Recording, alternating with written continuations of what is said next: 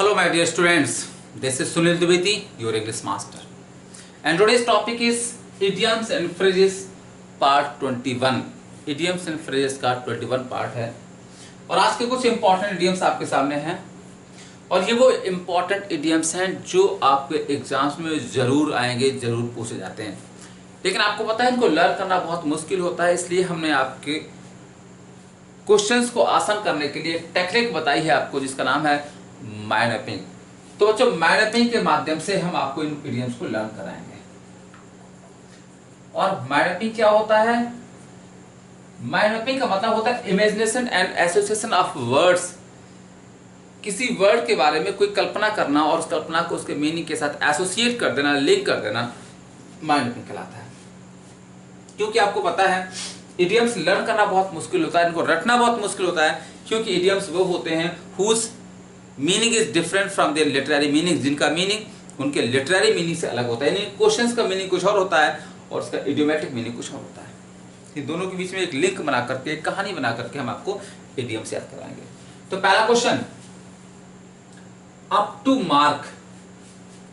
अब देखिए up to mark मतलब होता है जैसे मैंने आपने ये मार्क लगाया और हम इस मार्क तक पहुंच गए, यानी कि तो हम अप टू मार्क हो गए, मतलब क्वाइट सेटिस्फैक्ट्री, एक संतोषजनक। जैसे देखिएगा अगर कहीं पर सफलता का एक मार्क लगाएगा कि अगर दौड़ में जो इंसान यहां तक आ जाएगा वो जीत जाएगा, तो अगर आप अप टू मार्क हो जाते हो, मार्क के पास तक पहुंच जाते हो, तो आपकी परफॉर्मेंस कैसी हो जाएगी? सेटिस्फैक्ट्री, यानी बिल्कुल संतुष्ट रहना। अगला क्वेश्चन, टेक टू टास्क। और बच्चों टास्क में होता है काम, यानी किसी को कुछ काम पे लगा देना, मतलब हो जाता है टू रिप्रूव करना या डांटना, या कह सकते हैं स्कॉल करना। देखिए किसी को डांटना का एक काम, मतलब एक और तरीका होता है किसी को काम पे लगा देना। जैसे देखा होगा अगर आप घर पे पढ़ाई नहीं करते हैं तो आपके पेरेंट्स आपको किसी काम पे लगा देते हैं, आपसे कहते हैं जाओ ये काम करो, वो काम करो, तो यानी कि टेक टू टास्क, किसी टास्क पे लगा देना मतलब रिप्रूव करना है, स्कॉल करना, डांटना। अगला है बियॉन्ड ऑल क्वेश्चंस, मतलब सारे क्वेश्चन से परे। बियॉन्ड होता है किसी चीज से बाहर। तो जैसे अगर हम आपको सपोज हम आपको ये पढ़ाए, जैसे अगर हमने आपसे कहा बेटा एप्पल एक वर्ड होता है APPLE और एप्पल मीन सेब होता है, तो ये हमारी बात जो है बियॉन्ड ऑल क्वेश्चन, यानी सारे क्वेश्चन से परे है, यानी इस पर कोई संदेह नहीं है, तो अनडाउटेडली यानी कि निश्चित रूप से। बच्चों next question, on the spur of the moment, यानी कि मोमेंट होता पल, यानी उतनी देर में, जितनी देर में एक घुड़सवार अपने घोड़े को इस पर लगाता है। बच्चों इस पर होता है एड़ लगाना, मतलब एड़ी रगड़ता है, तुरंत घोड़ा भाग खड़ा होता है। तो बच्चों उतनी देर में, जितनी देर में घोड़े को इस पर दिया जाता है, यानी कि बहुत जल्दी, एट वंस से तुरंत कहलाएगा। गो टू हर्ट, देखा होगा लोग कहते हैं यार फला इंसान तो हमारे दिल में उतर गया। तो किसी के दिल में उतर जाना मतलब टच डीपली, यानी किसी इंसान को बहुत छू लेना। नहीं कहता यार हमारे दिल में उतर गया, हमारे दिल को छू जाना। तो दिल में उतर जाना, किसी दिल को छू जाना होता है touch deeply. Next question, to be at beck and call. बच्चों बेक का मतलब होता है ऑर्डर और कॉल मींस पुकार। देखिए जैसे इसको लर्न करिएगा, सपोज मान लीजिए अगर आपका कोई भाई है या कोई बहन है आपसे थोड़ी छोटी है, और जब आप उससे बैक मिस कर सकते इशारा करना, जब आप उसे इशारा करते हो या बुलाते हो, कुछ कहते हो और तुरंत आपके काम के लिए आ जाता है, तो भाई और बहन आपके कैसे है? अंडर कंट्रोल है, आपके नियंत्रण में है। और देखा होगा कि कुछ दिन बाद जो बराबर हो जाता है, बड़ा हो जाता है, तो फिर आपके बैक में इशारे पर या आपकी कॉल पे नहीं आता है, यानी वो कंट्रोल में नहीं रहता है। अगला question, catch red handed.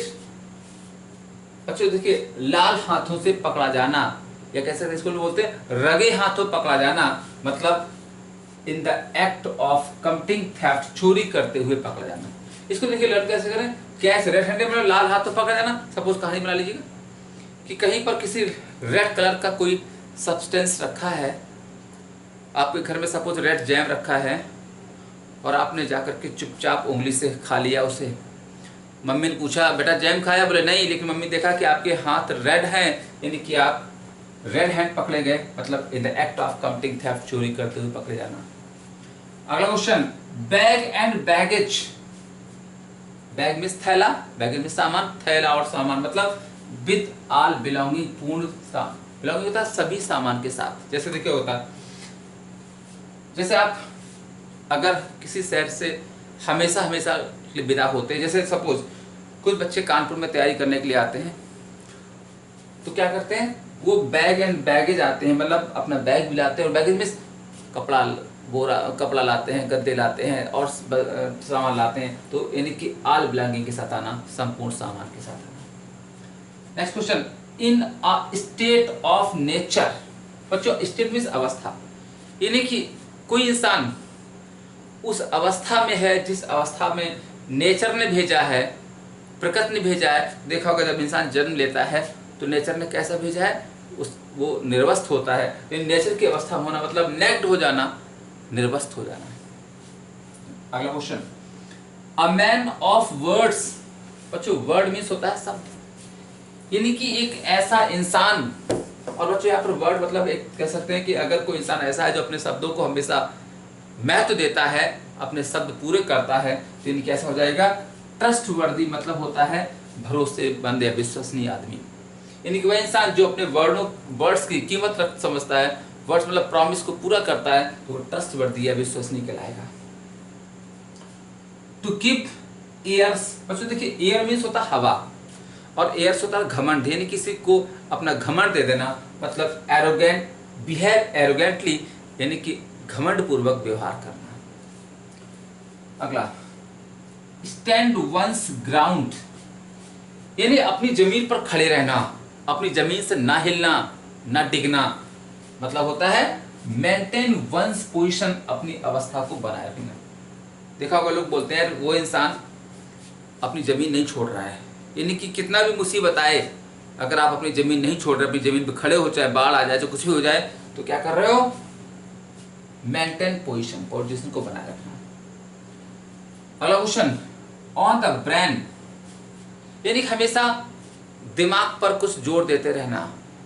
Brain means दिमाग, मतलब constantly in thoughts, constantly permanently, लगातार सोचते रहना। देखा होगा जब कोई इंसान कुछ बहुत महत्वपूर्ण काम करता है तो हमेशा ब्रेन में कुछ करता रहता है, ऑन द ब्रेन होता है, यानी कि लगातार थॉट्स में होना। अगला question, out of the ways. बच्चों वेज मीन्स होता तरीके, और आउट ऑफ द तरीके से अलग, मतलब स्ट्रेंज, अद्भुत हो जाता है, या एक्सेंट्रिक या सनकी हो जाता है। जैसे देखिए अगर कोई इंसान आउट ऑफ वेज काम करता है, जैसे देखिए सपोज मानिए सबका, देखिए कैसे करेंगे इसको, कैसे लर्न करेंगे कि एक वेज होता है लोगों का, एक रास्ता होता है कि हर इंसान रात में सोता है और दिन में काम करता है।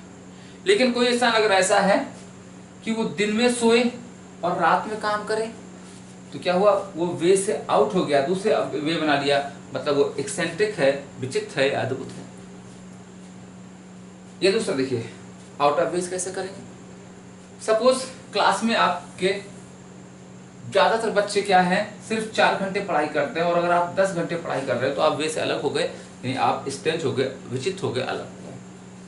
और नेक्स्ट और लास्ट क्वेश्चन आपका आज का है, टू ड्रा द लाइन, रेखा खींच देना, मतलब टू फिक्स लिमिट, सीमा तय कर देना। इसको लर्न करिएगा।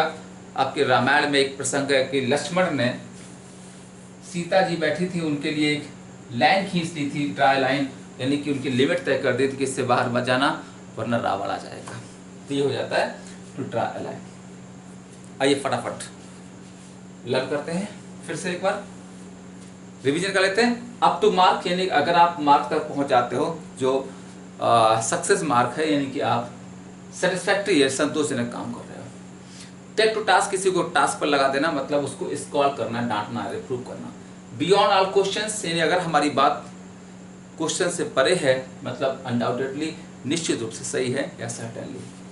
On the spur of the moment, उतनी ही देर में, जितनी मोमेंट में इस पर लगती है, घोड़े को एड़ लगती है मतलब एट वंस, तुरंत कराएगा। गो टू हर्ट, किसी के हार्ट में उतर जाना, किसी के दिल में उतर जाना, किसी दिल को छू लेना, मतलब touch deeply. To be at back and call, अगर कोई भाई बहन आपका आपके इशारे पर, आपके आदेश पर आ जाता है तो वो अंडर कंट्रोल है, आपके नियंत्रण में है। कैच रेड हैंडेड, वही अगर आप किचन में रेड हैंडेड पकड़े गए जाम खाते हुए तो मतलब कैसे, in the act of committing theft, चोरी करते हुए पकड़ा जाना। बैग एंड बैगेज, जब आप कानपुर आते हो पढ़ाई करने के लिए तो बैग भी लाते हो, अपना बैगेज भी लाते हो, यानी कि विद ऑल बिलोंगिंग, सारे सामान के साथ। इन स्टेट ऑफ नेचर, बिल्कुल उसी अवस्था में हो जाना जिस अवस्था ने भगवान ने हमें भेजा है। तो जब हम जन्म लेते हैं तो निर्वस्त होते हैं, यानी कि नेक्ड हो जाना, निर्वस्त हो जाना। A man of words, words होता है शब्द, एक ऐसा इंसान जो अपने शब्दों को पूरा करता है, अपना प्रॉमिस पूरा करता है, तो कैसा हो जाएगा, ट्रस्टवर्दी, विश्वसनीय हो जाएगा।